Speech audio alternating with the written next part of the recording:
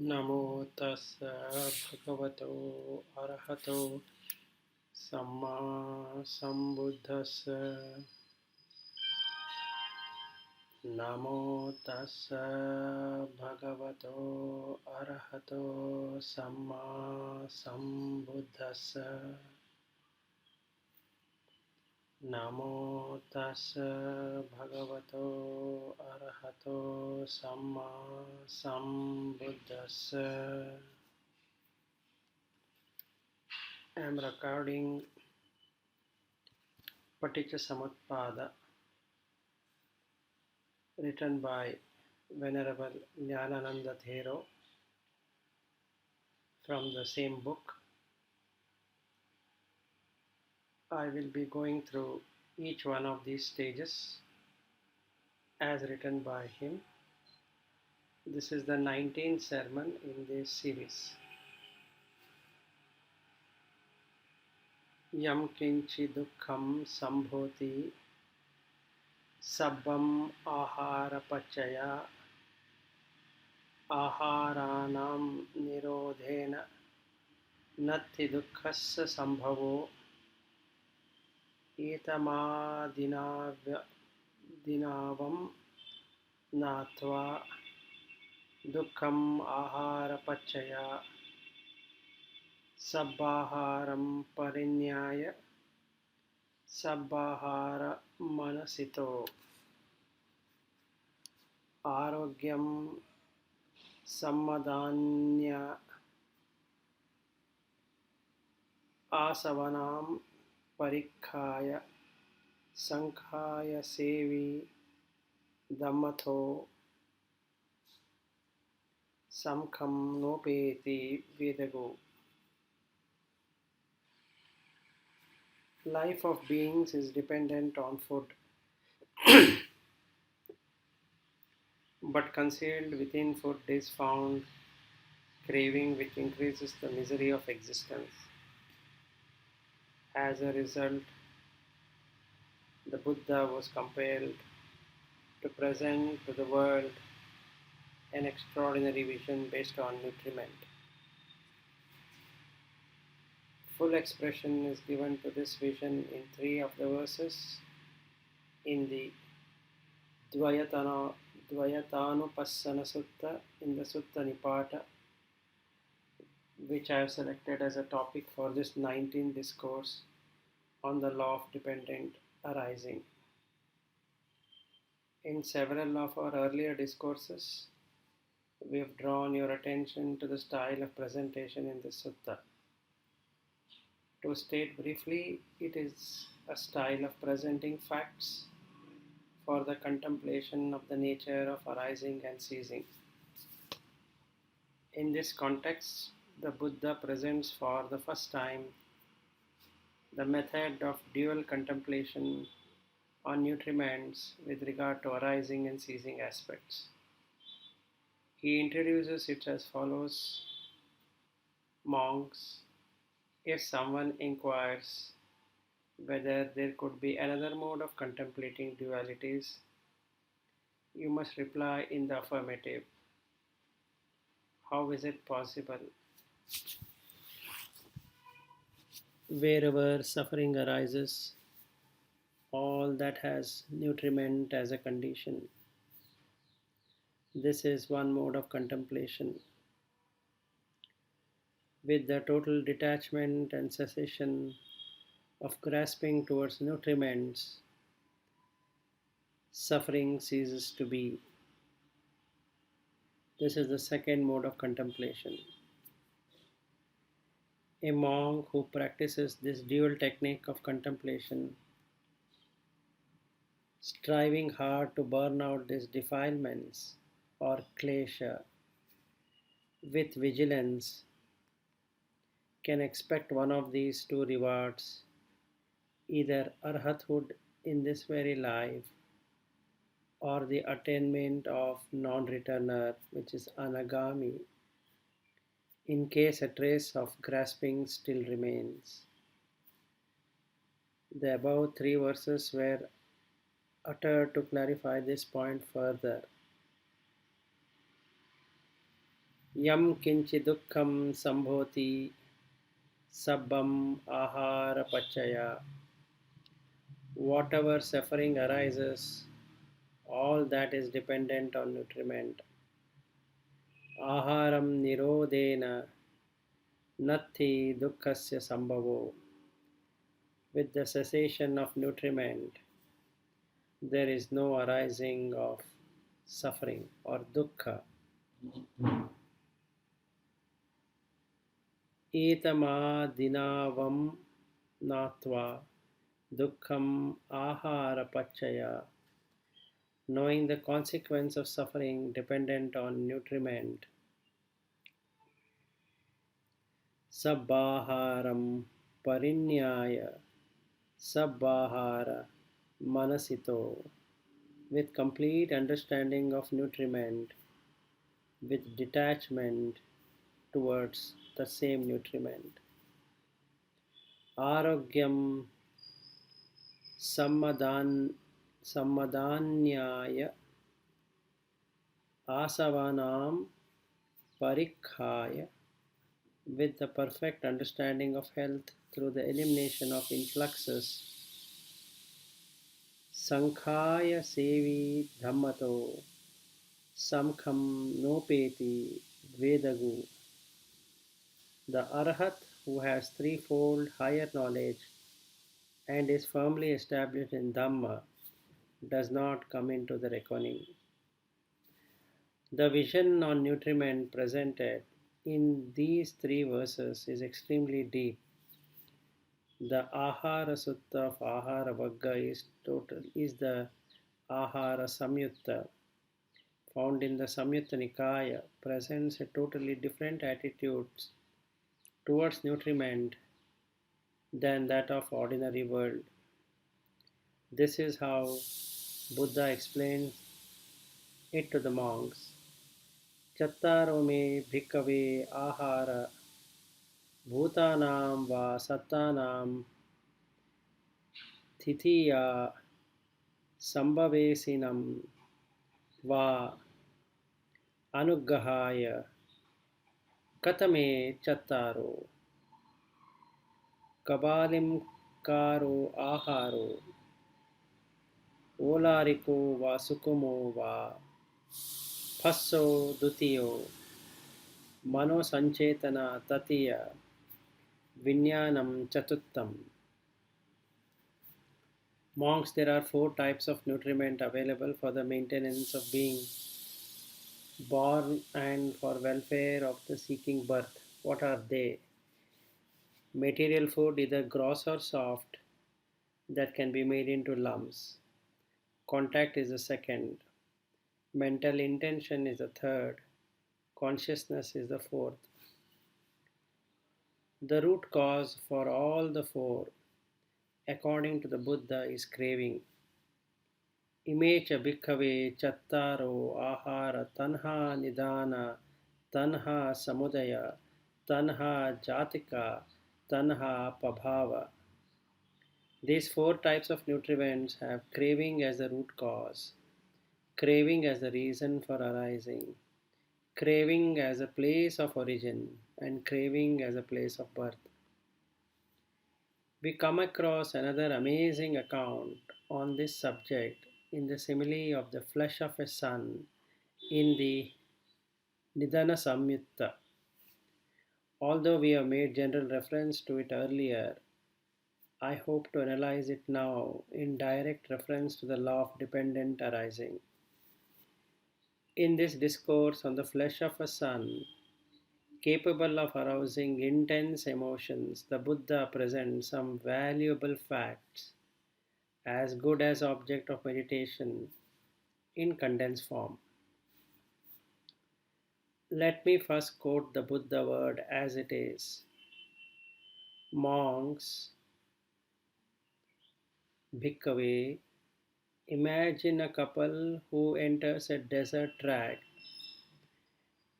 with their only loving son, equipped with a small quantity of simple requirements. Halfway through, finding their food exhausted, The couple, confidently surveying their plight, decides to kill the son. They killed their only son, made an edible preparation of the flesh and the fleshy bones, and managed to traverse the rest of the journey. Had they not killed the son, all three would have perished. But as they ate the meat, being overpowered by intense grief, they beat their chest, lamenting, "Where is our only son?" At the end of the narrative, the Buddha asked the monk a question. "Monks, what do you think? Did those parents consume their only son's flesh as a sport or enjoyment, for strength or appearance or adornment?" "Certainly not," replied the monks. "Monks, did not the parent consume the flesh of their child merely to cross over the desert?" Please note the term merely. "Yes, venerable sir," responded the monks. The fable ends there. Now the Buddha sets about to drive home the hard facts related to food. Monks' gross food has to be treated as illustrated in the simile. It has its rewards.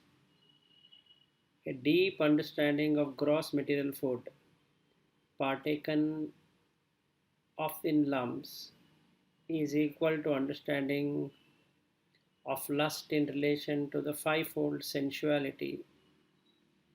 The noble disciple, which is Arya, who grasps this fact of reality, will attain the fruit of Anagami or non returner. He will not return to this world. That is the Buddha's teaching. At this point, we are compelled, though reluctantly, to expose the immature, childish story replaced by the commentator, which underestimates the significance of Buddha's message. What did the man and wife traversing the desert do when they ran out of food? They sat down under a particular tree with few leaves and had a confidential discussion. The husband said, "We have no more food. It is not possible to provide for you by farming or trade. The only possible solution for you to kill me and reach your destination with the child." Then the wife replied, "I am unable to earn a living in this desert by an occupation such as weaving thread. So I suggest that you kill me and cross the desert with the child." To this the husband responded, "The child will not survive if the mother is dead.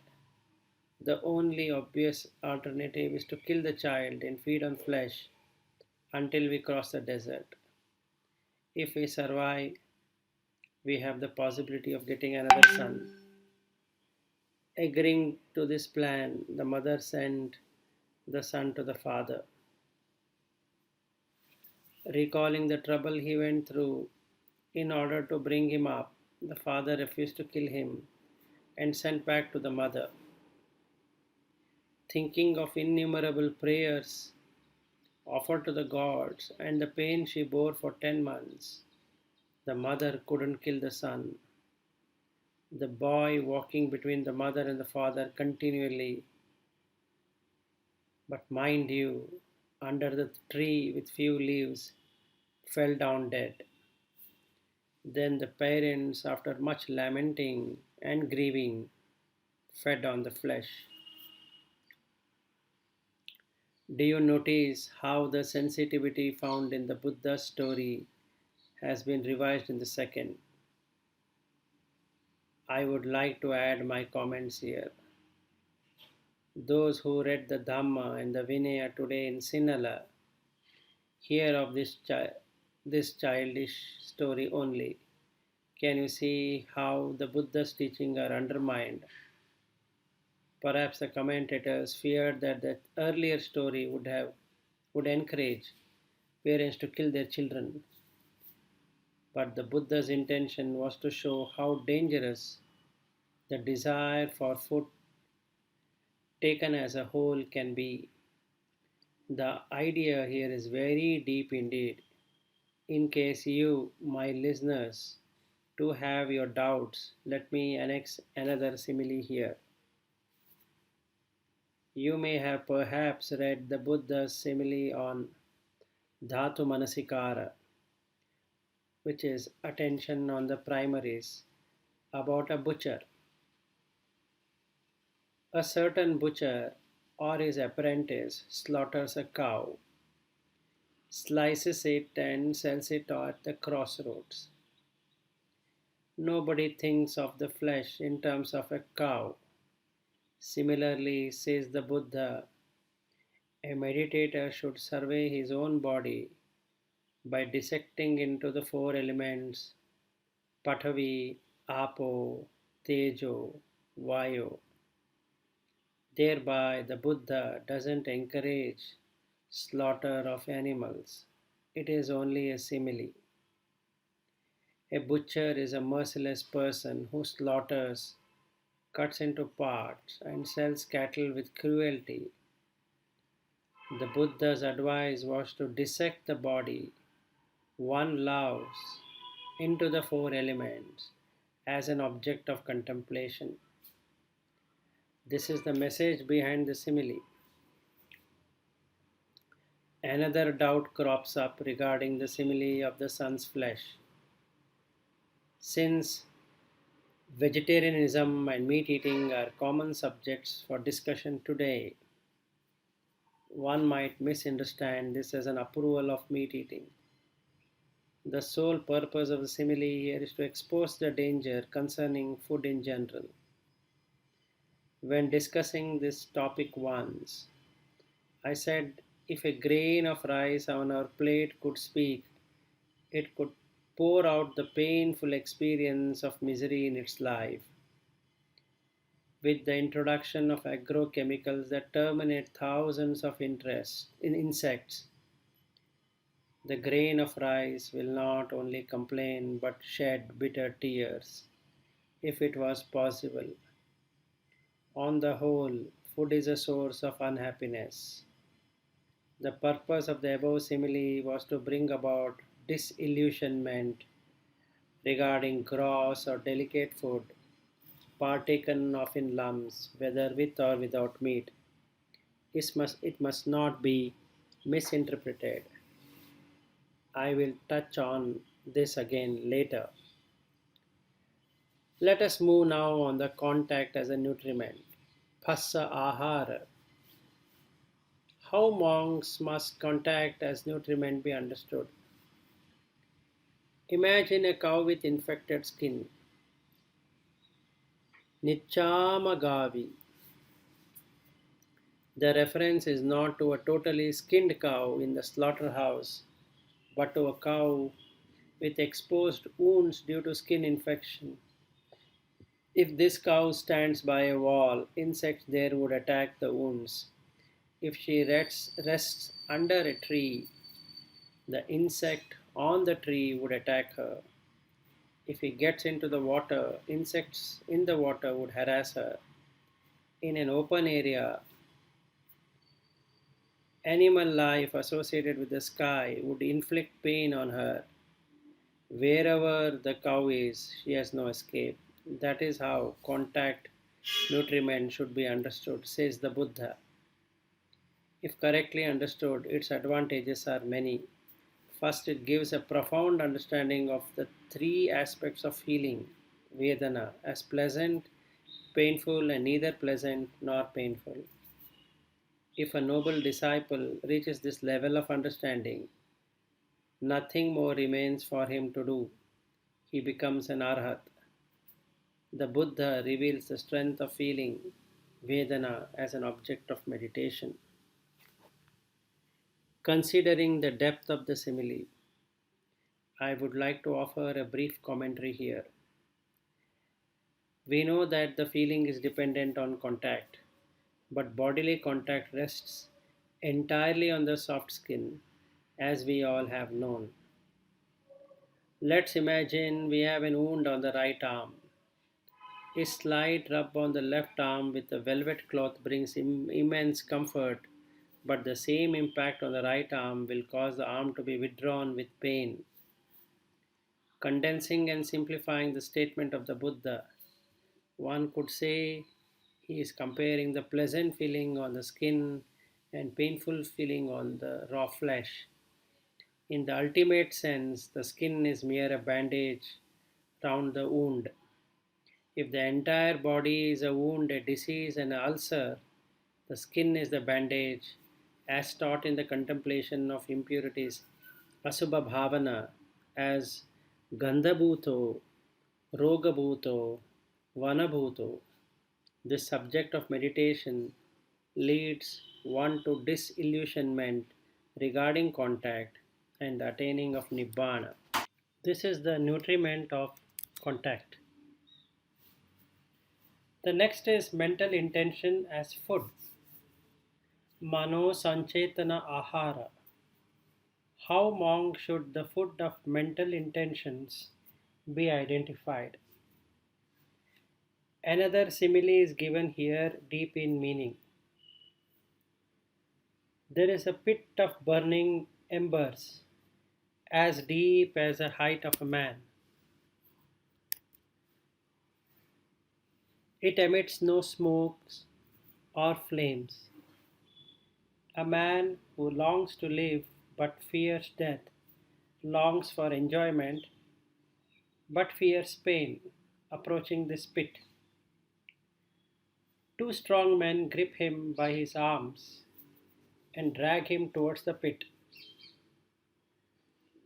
Although he is physically drawn towards the coal pit, his intention, that is Chetana, his aspiration, Patana, his resolve, Panidhi, is bent away from it.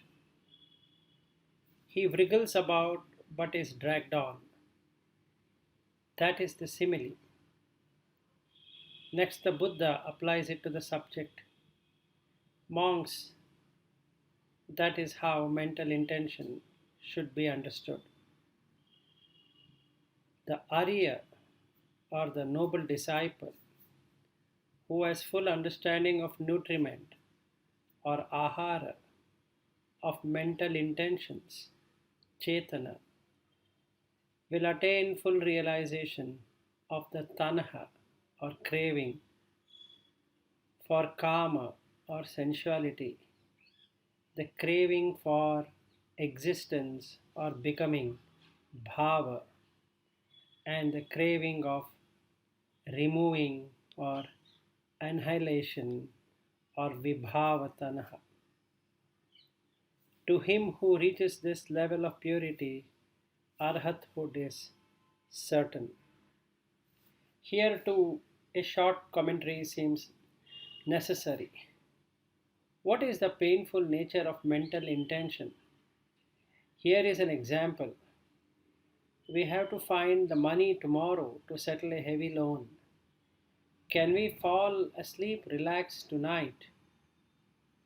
We might toss and turn in bed and our thoughts might torment us. Mental intention or mano sanchetana will drag us away forcibly. Here is another example. Think you would have heard about Mrig Trishna. The deer runs after the mirage due to craving for water. It runs due to the due to the deception that there is water. It keeps running and running. Although too exhausted to keep running, it drags itself forward, prompted by craving. Watching the behavior of mental intention, one can understand the nature of craving. or Tanaha. I think that is enough about Mano Sanchetana. The last one, nutriment of consciousness, is the most subtle of the four. That is Vijnana Ahara. Bhikkhus, how would you understand the nutriment of consciousness? This is the simile given. The ministers or executioner catch hold of a criminal and present him before the king for the final verdict. In the morning, the king orders that 100 stabs be inflicted on him with a sharp knife known as Adayati. At noon, the king is informed that the criminal was still alive. A repetition of the punishment is ordered. Again in the evening, another round of 100 stabs were inflicted on him. Now the Buddha questions the monk. Bhikkhus, what do you think? Does this man, who is inflicted with 300 stabs a day with a sharp knife, experience pain? Why not, Bhante? Even a single stab would definitely bring pain and distress on him. The simile ends there. The Buddha says, that is how, bhikkhus, the nutriment of consciousness should be understood. A thorough understanding of the nutriment of consciousness will lead to the understanding of name and form. The noble disciple who reaches this level of understanding has nothing more to do. This is the nutriment of consciousness, the most difficult to comprehend. No one likes to treat consciousness as a misery. In place of the Adayati story, a simple but modern illustration will make this clear. TV addicts, nowadays it is mobile addicts, face continuous attack from morning till night, not with the Adayati of ancient times, but if I might coin a new word to suit the modern times, with the ad yati, blows levelled against them by the business executioner of the commercial world. Here is another illustration. When you enter a street at night, electric bulbs in some business places keep winking so as to draw one's attention and to tempt that person through subtle devices. The worldling, Puttujana, cannot realize the misery within this due to the presence of Vijnana or consciousness. We have come through this samsara, suffering severe Adayati blows, but totally ignorant of name and form, the mischief maker behind it. The meditators have to understand the rest through meditation. He who realizes fully the functioning of the nutriment of consciousness attains the arhathood. Let me emphasize another aspect of the subject of nutriments. Life depends on nutriments. We cannot do without it. What follows is deep. You know, the Buddha spent 6 years of physical torture. The Nigantas advocated self-mortification as the only way to happiness. Self-mortification was the most favored path both among the ascetics and the Brahmins. So naturally, the Buddha too went it to the extreme until he collapsed by fasting. Through trial and error, he realized the only solution to suffering was the middle path. We have discussed earlier a sutta that discusses that the middle path, which we would like to touch on briefly. Once a certain bhikkhuni, instigated by hidden evil intentions, invited Venerable Ananda on the pretext of listening to a discourse.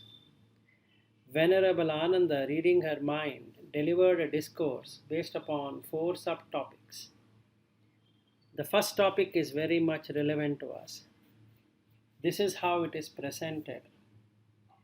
Ahara sambhuto bhagini ayam kayo aharam nissaya aharo pahatabbo. Sister, this body is made up of nutriment. With the help of nutriment, should the nutriment be eliminated? It is a puzzling statement, but the middle path lies therein.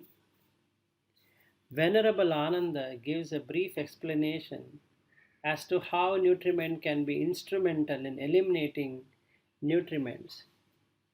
You listeners are familiar with these facts.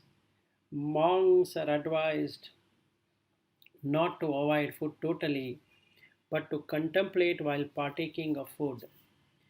With a clear perspective of the purpose of eating, it has to be converted into a subject of meditation through restraint of wisdom, jnana samvara. A monk, when partaking of food, contemplates as follows with wisdom: I partake of this food not for enjoyment or strength or adornment or beautification.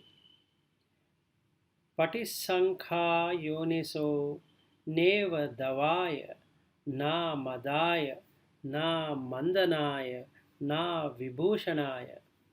Merely yavad eva, for the maintenance of this body, imassa kayasa tithiya, for the survival, yapanaya, to refrain from destruction to life, vihimsu paratiya, for the fulfillment of higher life, brahmacharya anughaya.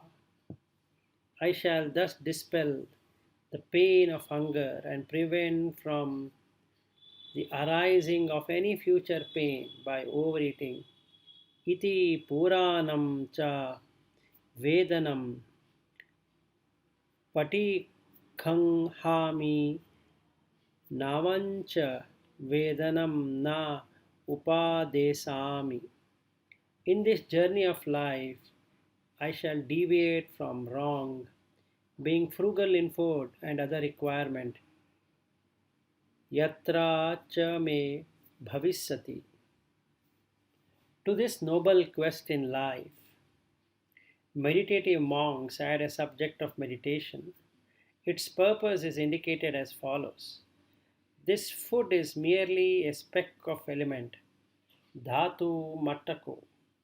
It is a preparation consisting of patavi, apo, tejo, vayo. Taken in terms of element, it is clean, but after entering this putrid body, imam putikayam patva, it becomes extremely repulsive. Ativiya jiguchaniyo jayati. This statement includes both subject of meditation, contemplation on the elements, and the repulsiveness of the food. That is how food is converted into a subject of meditation. Finally, contemplation on the elements or dhatus lead to emptiness, shunyata. This mere speck of elements is essenceless, anatta, dhatu mattako shunyo. This alms food is subject to conditionality. The individual partaking of it is not a being or a living entity, but an essenceless speck of the elements. This alms food, which is not loathsome, becomes extremely repulsive after entering this body. Yatha pachayam pavattam annam dhatumattam evatam yadidam pindapato tadu pabunjakocha puggalo dhatu mattako nissatto nijjivo shunyo sabbo panayam pindapato aji guccaniyo imam puttikayam patava ati via jiguccaniyo jayati. What it means? This alms food, as a requisite, is nothing but a speck from the elements or dhatus. Patavi dhatu, apo dhatu, vayo dhatu, tejo dhatu. He who partakes of it is not a being or a living thing, but a mere empty specks of these elements. This alms food, though clean, would become extremely repulsive once inside this foul body. This clarifies how one realizes the void or essencelessness, shunyo, through contemplation on the elements. Contemplation on repulsiveness lead to disillusion, letting go, and comes the freedom. Freedom from food. Elimination of food is suggestive of the dispelling of craving. There lies the middle path. The Sabbasava Sutta further clarifies this point. As we proceed in life, we encounter certain things we can neither manage with nor without. The Buddha realized that food is one such requirement. The middle path has to be followed regarding food. Instead of rejecting it altogether, one partakes of food perfectly aware of its limitation. Mattanyu, with Nibbana as its goal. Many other similes can be cited that are extremely effective in causing disillusionment towards food. Kuramva Madhunalittam and Kura Dharupamo Bhava are two wonderful similes mentioned earlier. A man fond of honey is offered a generous dose of it spread on a razor blade. He cannot enjoy it without risking his tongue. This simile helps to eliminate the greed for taste. Partaking of food is similar to applying medicine on the wound. Vanassa ropanathaya, the lubricating the axle of the cart. Akhassabhanjanam yatha are two similes that clarifies the place of food on the path of Nibbana. Food is not a source of pleasure but an essential commodity to carry the five aggregates of Rupa, Vedana, Sanya, Sankhara, Vijnana across the desert of samsara safely, not different from oiling the axle of a wheel. The simile of the sun's flesh is also applicable here, although it stirs the emotions as well. The Buddha explains the repulsive nature of food inside the body and importance of adopting the middle path with regards to the food. It is further explained in such suttas as in the Oggatarana Sutta. If a person on getting into a river with a strong current to cross over stops there without moving, he will sink. If he wriggles about, he will get washed away. Wriggling is compared to self-mortification. Kila matta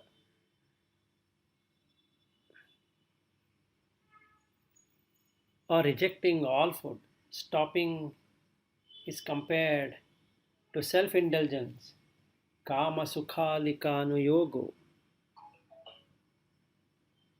or endless consumption of food. Avoiding both these extremes, one should eat only what is required for survival. Matanyu honti hohi hoti bhojane. Know your limit when eating.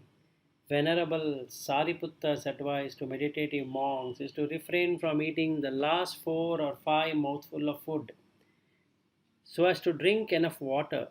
Chattaro pancha alope abhutva udakam pive.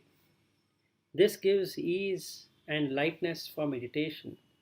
By means of various similes, the middle path regarding food has always been emphasized. The topic of food is so important that the first of the 10 questions asked at the higher ordination of novice, Arhat Sopaka, was based on food. You may have heard of it perhaps, Sabbe Satta Aharatika. Although this is a subject of ridicule today, a deep understanding of this will lead to dejection, detachment, and cessation, which leads to Nibbana. In the Sammadhitti Sutta, we meet Venerable Sariputta analyzing right view in its diverse aspects, one after the other, in response to the inquiry. Do you know yet another analysis? According to one mode of analysis based on the pattern of four truths, if a monk has a comprehensive understanding of nutriment, the arising of the nutriment, the cessation of the nutriment, and lastly the path leading to the cessation of nutriment, that alone can arouse correct view in him and practice the four truths regarding nutriment meaningfully. Nutriment is of four kinds: gross material food consumed in lumps, contact, phassa, contact nutriment, nutriment of mental intention, mano sanchetana ahara, and nutriment of consciousness, vijnana ahara. Understanding them at depth is to understand the misery associated with nutriment. The nature of craving underlying it represents the second noble truth. Cessation here stands for Nibbana. The path is the middle path called as Patisankha Yoniso, or the restraint through wisdom, or in other words, partaking of food wisely, reiterating its purpose as an object of meditation. The last verse touched on the very profound aspect of topic Arogyam Sammadanyaya Asavanam Parikhaya Sankhaya Sevi Dhammato Samkham Nopeti Vedagu. Let's go through this meaning again. Arogyam Sammadanyaya. We partake food in order to maintain health. But the implication in this line is deeper than that. It refers not only to physical health but enduring health, which is Nibbana. Arogyam Sammadanyaya, understanding good health well. Asavanam Parikhaya, through the destruction of influxes. Sankhaya Sevi Dhammato, well established in the Dhamma. Samkham Nopeti Vedagu. Vedagu refers to an arhat endowed with threefold knowledge and not a Brahmin learned in the three Vedas. Samkham Nopeti is not reckoned. An arhat is not reckoned. It is a complicating concept which deserves some thought. Then let us discuss at this point. There is another sutta called the Attiraga Sutta that mentions the four types of nutriment with a subtle simile. To begin with, Buddha explains the four types of nutriments. Then three very significant words are introduced. If a disciple has passion, raga, towards nutriment, pleasure, nandi, towards nutriment, and craving, tanha, towards nutriment, its consequences are pointed out. If someone has raga, nandi, and tanha towards, let us say, gross food, which is made into lump for eating, the consciousness get established and strengthen itself. Many are interested in the secret of rebirth, an intricate subject. If passion, pleasure, and craving are present towards nutriment, the consciousness towards nutriment get established and strengthened. From then onwards, the process of Paticcasamutpada is activated. Wherever consciousness gets established and grows, name and form activate itself there. Wherever name and form is established, preparations are activated. That is sankhara. Wherever preparation is established, there ayatim punah punah bhavi nibbatti, another existence takes place. Existence gives rise to birth, decay, and death. This is a very subtle point to grasp. This process is described in relation to gross food, ahara, contact, phassa, mental intention, mano sanchetana, as well as consciousness, vijnana, attachment, pleasure, or craving towards either of these four types of nutriments lead to existence, bhava. With the consciousness well established there, it is followed by name and form, nama rupa, preparation, sankhara, and then the birth, jati, takes place. The subtleness in this account is centered around the simile used by the Buddha. Bhikkhu, if a dyer or a painter were to paint on a smooth board or a wall or a cloth using a rusty red, yellow, or light red pink, now read the rest carefully. In the same way, he has created a figure of a male or a female with details complete. Now connect with what was said. If at that point tanha, attachment, pleasure, nandi, craving are present towards nutriment, another birth is possible. Similar to a film reflected on a screen, the figure of the male or female that seeks rebirth is registered on the fetus of the mother's womb, which we call the muddy patch. The Buddha discusses this at depth as if he was painting a picture. At this stage, the three defilements, passion, pleasure, and craving, raga, nandi, and tanha, are certain hue to the consciousness. That is what we call name and form. In brief, it is a form in conformity with name reflected on the consciousness. This is made explicitly by simile of the painter. This process takes place as long as the threefold nutriments of consciousness, that is passion, pleasure, and craving, last.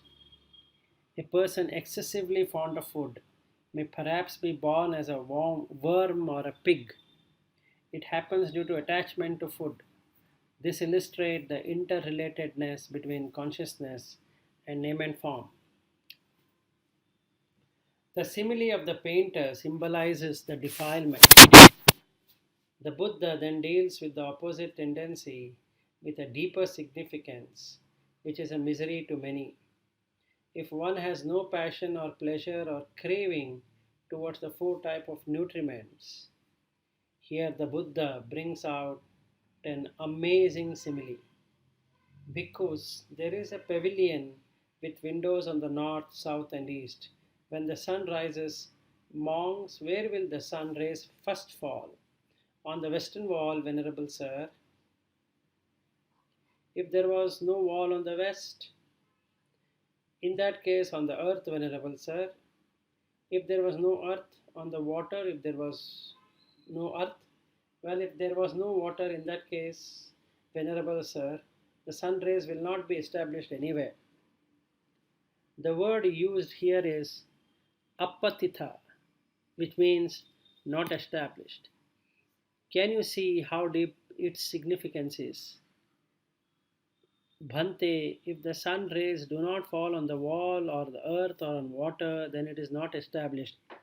Apatitha. We have earlier introduced the term anidassana vijnana, non-manifestative consciousness. In the absence of passion, pleasure, or craving, consciousness is unable to establish itself. In explaining the meaning of anidassana, the simile of the painter suggests a mental state where there is nothing to be seen to be revealed. We have explained this position based on simile in the Kakachupama Sutta. Here too the question answers method is used.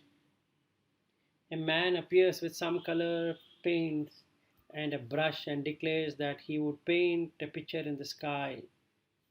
Says the Buddha, "Monk, do you think it is possible?" Naham bante. It is no, venerable sir. It is not possible because I am he bhante akaso arupi anidassano.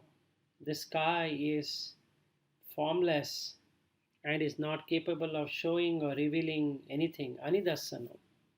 This is a subtle point many cannot understand. We have discussed the significance of Anidassana Vijnana in the discourse on Nibbana. Vijnanam Anidassanam Anantam Sabbatopabam Yatta Apo Cha Patavi Tejo Vayo Na Gadati Yatta Digancha Rasancha Anum Thulam Subhasubham Yatta Namancha Rupancha Asesam Uparujjati Vijnanassa Nirodhena Yattam Uparujjati. This verse remained an unresolved mystery forever so long. Some interpreted it as a peculiar word. We have pointed out that consciousness is there, Vijnanam Anidassanam, but the release consciousness, Vimutta Vijnana, does not reflect name and form. Next, it discusses the characteristic of name and form, Anantam, as in the simile where there was no place for sun rays to fall. It is similar to that. Anantam sabbatopabam yatta apo cha patavi tejo vayo na gadati. In this vijnana, the four element patavi, apo, vayo, tejo can have no footing. Why? Contemplation on the four element have brought about disillusionment. If this idea is attached to the story of rebirth discussed earlier, it would appear as follows. If the consciousness vijnana does not clasp the four elements firmly, gives up attachment or tanha towards them, then yatta apo cha patavi tejo vayo na gadati. The four elements have no place in the consciousness. On the other hand, if patavi, apo, tejo and vayo are present in the notion of long and short is present. Now think of its applicability to the painter. Yatta dhigam cha rasam cha. Otherwise, the concept of long short would be inapplicable. Subhash ashubham, beautiful or repulsive, would also be inapplicable. As mentioned in the story, the figure of a man or woman is drawn with all details. As long as raga, nandi and tanaha, passion, pleasure and craving are present, the human figure acquires its relevant colors automatically. The paint here is the lust, raga, but in the consciousness that is released called Anidassana Vijnana, name and form does not reflect itself. The verse Vijnanam Anidassanam is extremely deep in meaning, as you can see. Finally, it says, Yattanamancha Rupancha Asesam Uparujjati. Name and form is totally cut off here. Vijnanasya Nirodhena. With the cessation of consciousness. The implication behind this phrase is not understood by many. This is not a reference to prepared and specially prepared consciousness. It is not to say it is unconsciousness. By consciousness, we mean the consciousness that is accompanied by name and form. The worldling do not know of other consciousness which is identified as a ceased consciousness. Niruddha Vijnana. How does it cease? It has no foundation or object. That is what is described as apattitam anaraman anaramaman nam. In talking of an arhat's mind, you may have heard that the void state is referred to as animitta, signless, appatihita, not established, shunyata, empty or void, devoid of self. It is this void state that is emphasized. In support of this position, here are two verses from the Dhammapada. Esam sannichayo natti ye parinyata bhojana shunyato animitto cha vimokho yesa gocharo akaseva sakuntanam gati tesam duranyaya.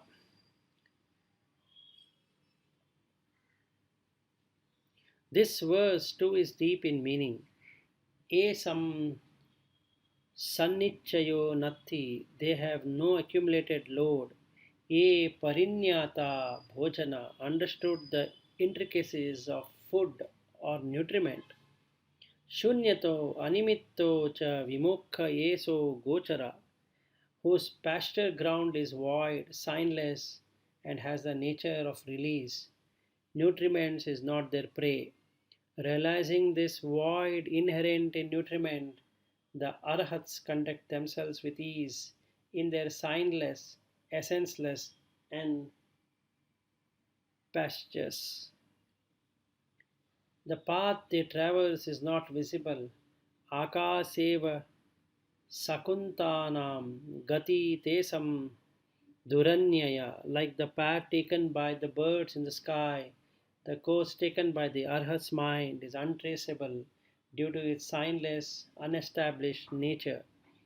Deities and Brahmins venerating the arhats say that they are unable to trace the object of the mind of the arhats who have attained the arhat phala samapatti. The main thing emphasized here is the void, shunyata, and signless, animitto. The verse that follows emphasizes the above fact.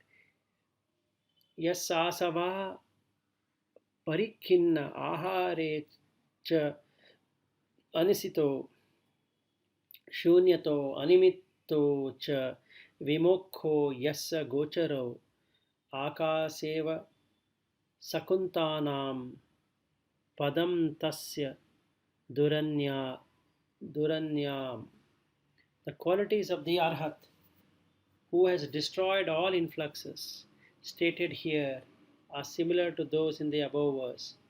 Those who have well comprehended the four types of nutriments will know that the path taken by the arhat is untraceable because it is signless, animitta, and it's undirected, apinihita.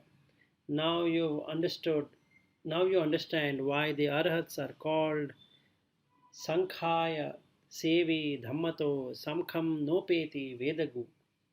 Those arhat do not come into reckoning means the worldling do not recognize them. Once the Brahmin youth Uttara, the pupil of Brahmin Brahmayu, curious to know how the Buddha partakes of food and in order to examine his conduct, followed him for 7 months like a shadow. The outcome of it, an amazing account of the Buddha's daily routine, is given in the Brahmayu Sutta. The Buddha partake of food contemplating on the 8th factor, beginning with Neva Davaya Na Madaya. The most amazing revelation is that the Buddha is Rasa Patisamvedi Bhagava Nocha Rasa Raga Patisamvedi. He is aware of the taste. His taste buds are active, but there is no lust from the taste. The reason is that his consciousness is void, shunya, and signless, animitta. Dear listeners, you must clearly understand that according to these two amazing verses, understanding the significance of nutriments at a depth does not imply giving up of nutriments altogether. It is the elimination of craving, tanha, and lust, raga, for the nutriment that is required. Unless one reaches this stage, the ordinary mind gets established somewhere by the force of craving, tanha, whether we expect it or not. A film is produced either in the mother's womb or elsewhere. Everyone gets stuck there. ayatim punabhavo. Another existence takes place here if consciousness, that is vijnana, and the name and form, namarupa, go together. If the consciousness is removed, no name and form arises there. Even while the person is living, if the consciousness is released itself from the name and form, he does not seek a goal at death. The simile of the pavilion illustrated the mind that is signless. The sun rays has no place to establish itself, whether on the wall or on the earth or on water. Can you understand how deep the vision regarding nutriment is in the Dhamma? A correct understanding of nutriment, its arising, Udaya, its cessation, Nirodha, and the path to cessation of nutriment corresponding to Four Noble Truths. Chattaro Arya Satchani, the final result would most certainly be Arhathood. There is nothing more for him to accomplish. Dear listeners, considering the above facts, please treat this discourse as a subject for meditation. You must not put it away as too deep. It is true that the Dhamma is very deep, but if you train your mind on the lines of radical attention, Yoniso Manasikara, the attainment of path and fruit, Maggafala is not far away. Today you have established yourself on a higher sila and disciplined your mind in meditation. Not only the bhikkhus, but all those involved in meditation contemplate on nutriments, ahara. If this contemplation is correctly perfected, it certainly leads to the path and fruits in the Dhamma. I wish this discourse would be instrumental in the attainment of spiritual heights of Sotapanna, Sakadagami, Anagami, and the Arhat, and cross over this dreadful samsara. Whatever being there be, from the lowest hell, Avici, to the highest Brahma world, Akantita, may they rejoice in this discourse and may they attain the eternal bliss or peace, sukha of Nibbana. Sadhu, sadhu, sadhu.